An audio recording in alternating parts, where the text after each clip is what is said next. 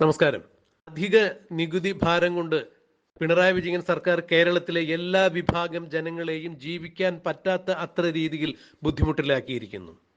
മുൻപ് കേരളത്തിൽ സ്ത്രീകൾ മുലക്കരം വരെ കൊടുക്കുന്ന ഒരു ആചാരമുണ്ടായിരുന്നു, രീതിയുണ്ടായിരുന്നു. പിന്നീട് സാമൂഹ്യ പരിഷ്കർത്താക്കൾ വന്നതിന് ശേഷം തന്നെയാണ് അത്തരം ആചാരങ്ങളോ അനാചാരങ്ങളോ കേരളത്തിൽ നിന്നും ദൂരീകരിക്കാൻ പറ്റിയത് എന്നുള്ളതാണ് എടുത്തു പറയേണ്ട സവിശേഷത. എന്നാൽ അന്ന് മുലക്കരം കൊടുത്തിരുന്നുവെങ്കിൽ ഇന്നിപ്പോൾ മുട്ടയ്ക്ക് കരം കൊടുക്കേണ്ട ഒരു അവസ്ഥയിലേക്ക് കാര്യങ്ങൾ ചെന്ന് എത്തിയിരിക്കുന്നു.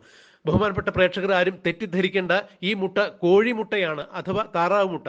ഇത്തരം മുട്ടകൾ കേരളത്തിലേക്ക് കടത്തുന്നതിന് ഇപ്പോൾ ഒരു ലോഡ് മുട്ട വരുന്നതിന്, അതായത് കേരളത്തിലേക്ക് 1 കോടി മുട്ടകളാണ് ഒരു ദിവസം വരുന്നത് എന്നാണ് അറിയുന്നത്.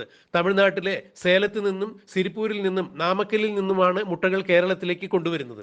എല്ലാ കാര്യങ്ങളും അങ്ങനെ തന്നെയാണല്ലോ. തമിഴ്നാട്ടിൽ കൃഷിയില്ല എന്നുണ്ടെങ്കിൽ, അതിപ്പോ കോഴിക്കൃഷിയായാലും നെൽകൃഷിയായാലും പച്ചക്കറി കൃഷിയായാലും ഇത്തരം കാര്യങ്ങൾ അവിടെ കൃഷി നടന്നില്ല എന്നുണ്ടെങ്കിൽ കേരളീയർ ഉൾപ്പെടെയുള്ള ഇന്ത്യയിലെ മറ്റ് ഇതര സംസ്ഥാനങ്ങൾ പട്ടിണി എടുക്കേണ്ട അവസ്ഥയിലേക്ക് കാര്യങ്ങൾ ചെന്നെത്തും. പറഞ്ഞു വന്നത് മുട്ടക്കരത്തെക്കുറിച്ചാണ്. കേരളത്തിൽ പ്രതിദിനം ഏതാണ്ട് 1 കോടി മുട്ടയാണ് ഇറക്കുമതി ചെയ്യുന്നത്. അതായത് മറ്റുള്ള സംസ്ഥാനങ്ങളിൽ നിന്നും തമിഴ്നാട്ടിൽ നിന്നും കൊണ്ടുവരുന്നത്. ഒരു മുട്ടയ്ക്ക് 2 പൈസ എന്ന രീതിയിലാണ് ഇപ്പോൾ സർക്കാർ അധിക നികുതി ഈടാക്കുന്നത് എന്നുള്ളതാണ് അറിയാൻ സാധിക്കുന്നത്. ഒന്ന് ആലോചിച്ച് നോക്കണം. വളരെ ലജ്ജാകരമായ രീതിയിലേക്കാണ് കാര്യങ്ങൾ നീങ്ങുന്നത്.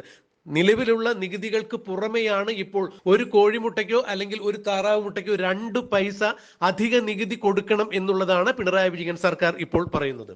സർക്കാർ വെള്ളക്കരം കൂട്ടി, അതായത് വെള്ളത്തിന്റെ നികുതി കൂട്ടി, ഭൂനികുതി കൂട്ടി, വൈദ്യുതി ചാർജ് ബില്ല് കണ്ടു കഴിഞ്ഞാൽ ജനം ഷോക്ക് അടിക്കുന്ന അവസ്ഥയിലേക്ക് കാര്യങ്ങൾ മാറി. പാല്, അരി ഇതുപോലുള്ള സാധാരണ നിത്യോപയോഗ സാധനങ്ങൾക്കെല്ലാം തീ പിടിച്ച വിലയായി. എന്നിട്ടും സർക്കാർ സംവിധാനങ്ങളിൽ നിന്നും കേരളത്തിന് ലഭിക്കേണ്ട അല്ലെങ്കിൽ സാധാരണ പൗരന്മാർക്ക് ലഭിക്കേണ്ട ഓരോരോ സേവനങ്ങൾക്കും അധിക നികുതി, അതായത് സർക്കാരിൽ നിന്നും നമുക്ക് ഏതെങ്കിലും തരത്തിലുള്ള ഒരു സേവനം വേണമെന്നുണ്ടെങ്കിൽ അക്ഷയ കേന്ദ്രങ്ങൾ വഴി സമർപ്പിക്കപ്പെടുന്ന അപേക്ഷകൾക്ക് വരെ പണം വസൂലാക്കി തുടങ്ങി. അതായത് നിലവിലുള്ള അപേക്ഷാ ഫീസിനേക്കാൾ കൂടുതൽ പണം വാങ്ങി തുടങ്ങി. സർക്കാരിന്റെ നിലനിൽപ്പിന് ഇതാവശ്യമാണ്. സർക്കാരിന്റെ അധിക വരുമാനം തന്നെയാണ് ഇതിലൂടെ ലക്ഷ്യമാക്കുന്നത്. ഇതിന് സാധാരണക്കാരന്റെ പോക്കറ്റ് പിഴിഞ്ഞ് അവനെ പിഴിഞ്ഞെടുക്കുക എന്നുള്ള ഒരു രീതി തന്നെയാണ്. ഇപ്പോൾ മുട്ടയ്ക്ക് നികുതി ഏർപ്പെടുത്തിയിരിക്കുന്നു. 1 കോടി മുട്ട തമിഴ്നാട്ടിൽ നിന്നും ഒരു ദിവസം എത്തും എന്ന് പറയുമ്പോൾ ഏതാണ്ട് 1 കോടി മുട്ട ഇറക്കുമതി ചെയ്യുന്നതിലൂടെ ഒരു ദിവസം 1 ലക്ഷം രൂപയാണ് തമിഴ്നാട്ടിൽ നിന്നോ അല്ലെങ്കിൽ ആന്ധ്രാപ്രദേശിൽ നിന്നോ കേരളത്തിലേക്ക് പ്രതിദിനം 1 കോടി മുട്ടയാണ് വരുന്നത്. ഈ 1 കോടി മുട്ടയ്ക്ക് 1 ലക്ഷം രൂപയാണ് ഒരു മുട്ടയ്ക്ക് 2 പൈസ ഇനത്തിൽ നികുതി ഈടാക്കുമ്പോൾ കേരള സർക്കാരിന് കിട്ടുന്നത്.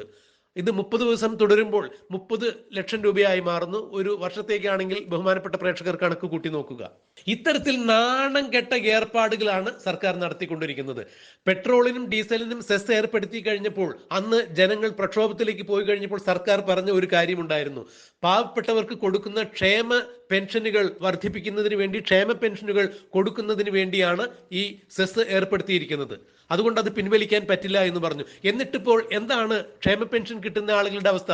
5 6 അല്ലെങ്കിൽ 8 മാസമായി ക്ഷേമ പെൻഷൻ കിട്ടിയിട്ട് എന്നാണ് ക്ഷേമ പെൻഷനേഴ്സ് പറയുന്നത്.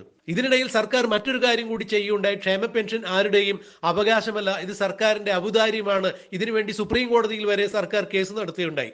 സുപ്രീം കോടതിയിൽ കേസ് നടത്താൻ പോയ പണമുണ്ടായിരുന്നെങ്കിൽ ചുരുങ്ങിയത് ഒരു 10,000 പേർക്കെങ്കിലും ക്ഷേമ പെൻഷൻ കൊടുക്കാൻ പറ്റുമായിരുന്നു എന്നുള്ളതാണ് നിലവിലെ അവസ്ഥ.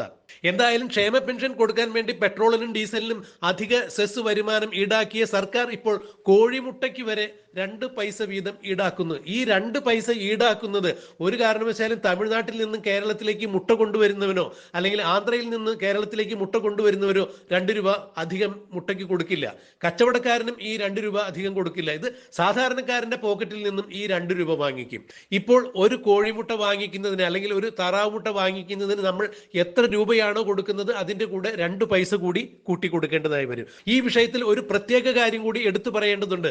നമ്മൾ ഒരു കോഴിമുട്ട വാങ്ങിക്കുമ്പോൾ ഇതിൽ 1 രൂപ 5 പൈസയാണ് ഒരു മുട്ടയ്ക്ക് സർക്കാരിന് കിട്ടുന്നത് എന്നുള്ളത് കൂടി ഓർത്തെടുക്കണം. സാധാരണക്കാരൻ ഒരു കോഴിമുട്ട വാങ്ങിക്കുമ്പോൾ 1 രൂപ 5 പൈസയാണ് ആ മുട്ടയിൽ നിന്നും സർക്കാരിന് കിട്ടുന്ന വരുമാനം എന്ന് കൂടി ആലോചിച്ച് നോക്കണം. അതിന് പുറമെയാണ് ഇപ്പോൾ 2 പൈസ കൂടി നികുതി കൂട്ടിയിരിക്കുന്നത് സർക്കാർ. ഇത് തന്നെയാണ് മറ്റു സംസ്ഥാനങ്ങളിൽ നിന്നും ആടുമാടുകളെ കേരളത്തിലേക്ക് കൊണ്ടുവരുന്നതിന് ഈടാക്കുന്ന ചാർജ് വേറെ. അതായത് ആടുമാടുകളെ കൊണ്ടുവരുമ്പോൾ 53 രൂപയാണ് ആടുമാടുകൾക്ക് വേണ്ടി അവർ ചാർജ് ആക്കുന്നത്. അതായത് ഒരു ആടോ അല്ലെങ്കിൽ പോത്തോ ഒക്കെ ഇറക്കുമതി ചെയ്യുമ്പോൾ 53 രൂപയാണ് ഒരെണ്ണത്തിന് കൊടുക്കേണ്ടത്, നികുതി ഇനത്തിൽ കൊടുക്കേണ്ടത്. അല്ലാതെ മറ്റ് ചാർജുകൾ നേരത്തെ തന്നെയുണ്ട്, 27 രൂപ വീതമാണ് കൊടുക്കേണ്ടിയിരുന്നത്. ഇത് കൂടാതെയാണ് ഇപ്പോൾ 53 രൂപ വീതം കൊടുക്കേണ്ടി വരിക. എല്ലാ വിധത്തിലും സർക്കാർ നികുതി കൂട്ടി സാധാരണക്കാരനെ ഏതൊക്കെ വിധത്തിൽ പിഴിഞ്ഞ് എടുക്കാം എന്നുള്ളത് തന്നെയാണ് ഇപ്പോൾ മനസ്സിലാക്കുന്നത്. ലോട്ടറിയും മദ്യം കൊണ്ട് തന്നെയാണ് ഈ സർക്കാർ ഇപ്പോൾ നിലനിന്ന് പോകുന്നത്. അതുകൊണ്ട് തന്നെ മദ്യത്തിന്റെ വില മദ്യപന്മാരെ മത്തുപിടിപ്പിക്കുന്ന തരത്തിലേക്ക് തന്നെ ഉയർന്നുകൊണ്ടിരിക്കുന്നു എന്നുള്ളതാണ് അറിയാൻ സാധിക്കുന്നത്. 2016 പിണറായി വിജയൻ സർക്കാർ അധികാരത്തിൽ വന്നപ്പോൾ ഒരു മുദ്രാവാക്യം ഉണ്ടായിരുന്നു അവരുടെ, അല്ലെങ്കിൽ അത്തരം ഒരു മുദ്രാവാക്യം ഉയർത്തി തന്നെയാണ് അവർ തിരഞ്ഞെടുപ്പിനെ നേരിട്ടത്. സ്കൂളുകൾ തുറക്കും, ബാറുകൾ പൂട്ടും എന്നുള്ളതായിരുന്നു. എന്നാൽ നിലവിലുള്ള ബാറുകൾ പൂട്ടിയില്ല എന്ന് മാത്രമല്ല, പുതിയതായി 546 ബാറുകൾ കൂടി സർക്കാർ തുറന്നു കൊടുത്തു, ബിയർ പാർലറുകൾ തുറന്നു കൊടുത്തു. കൂടാതെ IT പാർക്കുകളോട് അനുബന്ധിച്ച് ബിയർ പാർലറുകളും വൈൻ പാർലറുകളും തുടങ്ങുവാനുള്ള ലൈസൻസ് കൂടി സർക്കാർ നൽകി. എന്താണോ ഈ സർക്കാർ പറയുന്നത് അതിന് ഘടകവിരുദ്ധമായി തന്നെ രീതിയിലാണ് ഇവരുടെ പെരുമാറ്റം. എന്തായാലും സാധാരണക്കാരന് കഴിഞ്ഞുകൂടാൻ പറ്റാത്ത അവസ്ഥയിലേക്ക് കാര്യങ്ങൾ കൊണ്ടു ചെന്നെത്തിച്ചിരിക്കുന്നു. അധിക നികുതി വരുമാനം കൂട്ടി കൂട്ടി കൂട്ടി ഇപ്പോൾ അത് മുട്ടയിൽ ചെന്നെത്തിയിരിക്കുന്നു. അതായത് മുലക്കരം മുതൽ മുട്ടക്കരം വരെ എന്നുള്ള രീതിയിലേക്ക് വേണമെങ്കിൽ ആലങ്കാരികമായി പറയാവുന്ന അവസ്ഥയിലേക്ക് കാര്യങ്ങൾ ഇവർ കൊണ്ടു ചെന്നെത്തിച്ചിരിക്കുന്നു എന്ന് വേണം പറയാൻ. കഴിഞ്ഞ വർഷം AI ക്യാമറയിലൂടെയായിരുന്നു സർക്കാർ അധിക വരുമാനം കണ്ടെത്തുവാൻ വേണ്ടി പുതിയ പ്ലാനുകൾ ഇട്ടത്. ഈ കേരളത്തിലെ എല്ലാ നിരത്തുകളിലും AI ക്യാമറ സ്ഥാപിച്ചു സാധാരണക്കാരന്റെ പൊതു നിരത്തിലെ ജീവൻ സുരക്ഷയ്ക്ക് വേണ്ടിയാണെന്ന് പറഞ്ഞുകൊണ്ട് എത്ര രൂപയാണ് ഈടാക്കിയത് എന്നുള്ളത് ആർക്കും അറിയില്ല. എന്നാൽ ഇപ്പോൾ AI ക്യാമറ വച്ചിരിക്കുന്ന റോട്ടിൽ വാഹനങ്ങൾ ഇറക്കാൻ പറ്റില്ല എന്നുള്ളതോ പോകട്ടെ, സാധാരണക്കാരന് കാൽനടയായി പോകാൻ പോലും പറ്റാത്ത അവസ്ഥയിലേക്ക് റോഡുകളെല്ലാം കുളങ്ങളായി മാറിയിരിക്കുന്നു എന്നുള്ളതാണ് എടുത്തു പറയേണ്ട വസ്തുത. ഇതിനെ കുറിച്ച് സർക്കാർ മറ്റൊന്നും തന്നെ പറയുന്നില്ല. എങ്കിലും AI ക്യാമറയുടെ നികുതി ഈടാക്കൽ ഇപ്പോഴും നടന്നുകൊണ്ടിരിക്കുന്നുണ്ട്. AI ക്യാമറയിൽ കാണുന്ന ഗതാഗത നിയമലംഘനങ്ങൾക്കെല്ലാം സർക്കാർ കൃത്യമായി തന്നെ നികുതി ഈടാക്കി സാധാരണക്കാരനെ പിഴിഞ്ഞുകൊണ്ടിരിക്കുന്നു എന്നുള്ളതാണ്. ഇനി ഏത് വിധത്തിലാണ് ഈ സർക്കാരിന് ജനങ്ങളെ പിഴിയാനാവുക എന്നുള്ളതാണ് അവർ ആലോചിച്ചുകൊണ്ടിരിക്കുന്നത്. ധനകാര്യ വിഭാഗം ഇനി ഏത് വിധത്തിൽ ജനങ്ങളെ പിഴിഞ്ഞ് കാശുണ്ടാക്കാം എന്നുള്ള റിസർച്ചിൽ തന്നെയാണ് എന്നുള്ളതാണ് മനസ്സിലാക്കാൻ സാധിക്കുന്നത്. ബഹുമാനപ്പെട്ട സർക്കാർ ഇനി ജനങ്ങളിൽ നിന്നും ആഡംബര നികുതി ഈടാക്കുവാൻ വേണ്ടി അണ്ടർവെയറുകൾക്ക് ആഡംബര നികുതി ഏർപ്പെടുത്തുമോ ഇല്ലയോ എന്നുള്ളത് അറിയില്ല.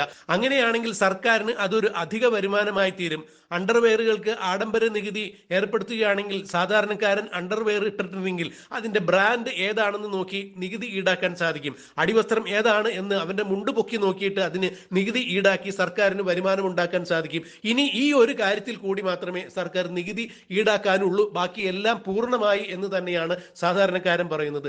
ഇത്രയും ഉളുപ്പ് കെട്ട ഒരു സർക്കാർ, കെടുകാര്യസ്ഥതയുള്ള ഒരു സർക്കാർ, ജനങ്ങളെ പിഴിയുന്ന സർക്കാർ ഇതിനു മുമ്പ് ഉണ്ടായിട്ടില്ല. മുലക്കരം മുതൽ മുട്ടക്കരം വരെ ഏർപ്പാടാക്കിയിരിക്കുന്നു എന്ന് സാധാരണ ജനങ്ങൾ സർക്കാരിനെ കളിയാക്കി പറയുന്നതിൽ യാതൊരു തരത്തിലും അതിശയോക്തിയില്ല എന്ന് വേണം മനസ്സിലാക്കാൻ.